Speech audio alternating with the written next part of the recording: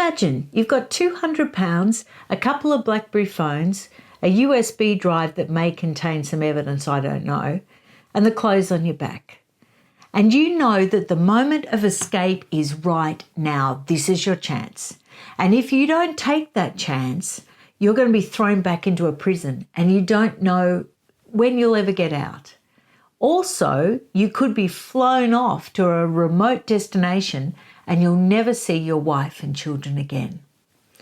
That was the dilemma that faced Mike Rinder, the author of A Billion Years, My Escape from a Life in the Highest Ranks of Scientology. And it was one of the most thrilling, heartbreaking books I've ever read. And the book opens with his escape scene. And it's just so heart-poundingly exciting. It's as good as a Mission Impossible film, Tom. Now, we'll start off with just a brief overview that Mike Rinder joined at the age of 18 the Sea Org. Now, he had grown up in Scientology because his family, lovely family in Australia, were just a part of the church. And nothing awful sort of befell him at all. It was just part of their life. It was what they did. And when he was 18, he joined the Sea Org. Now, the Sea Org is like this elite corps for Scientology. It's people that were going to go and work for L. Ron Hubbard, who was still alive then, himself, and on these ships or boats.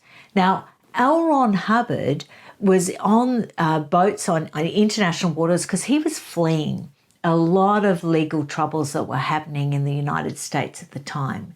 So his safest port was an international one, let's say. So Mike Rinder joins this boat as part of the Sea Org, and as part of the Sea Org, these people have to sign billion-year contracts because part of Scientology is a belief that there is a long past life and a long future life, and that you basically just drop your body and that it all goes on.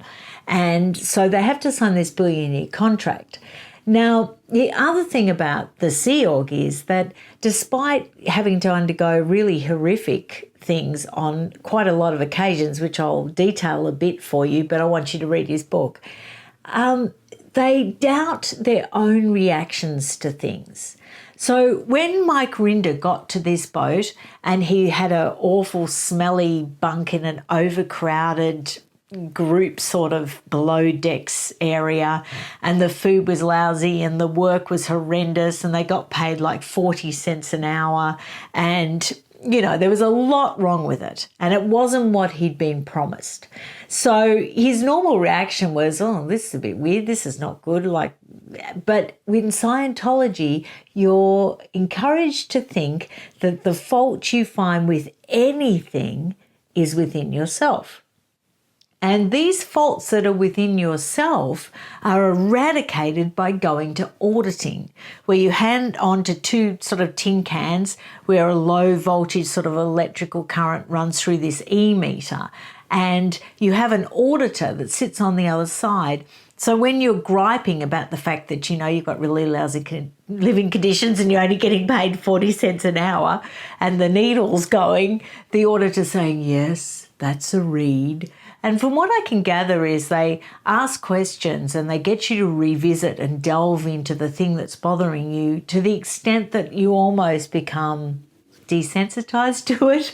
You're no longer that worried about it, and then you go off and you feel a lot better. So that's sort of my explanation of auditing.